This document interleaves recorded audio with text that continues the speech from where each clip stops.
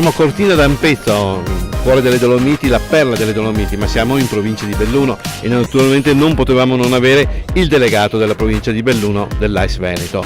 Allora, come ti sembra questa manifestazione? Poi vedo che al tuo fianco ci sono due personaggi noti. Sì, questa manifestazione è sempre meravigliosa, noi è già qualche anno che vi partecipiamo, penso che sia già la settima, ottava volta.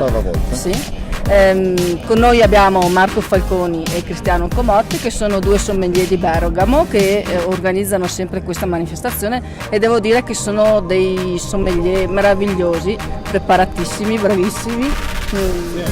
Veramente da fargli i complimenti, perché io ho seguito da... Sono dei, come vi definisce Torcoli? Due sommelier acrobatici. Acrobatici, esatto, ed è vero, perché fanno delle cose stupefacenti.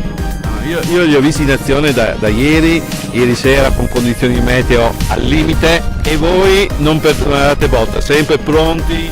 Beh, alla fine sì, ce la creiamo sempre. Noi sappiamo acrobatici per questo, perché in queste condizioni di tempo. E poi la cosa bella è che rispondono sempre, su un sorriso sempre pronto. Gentili, sono sempre gentili. Non è facile in certe condizioni essere sempre così. Sì, è vero.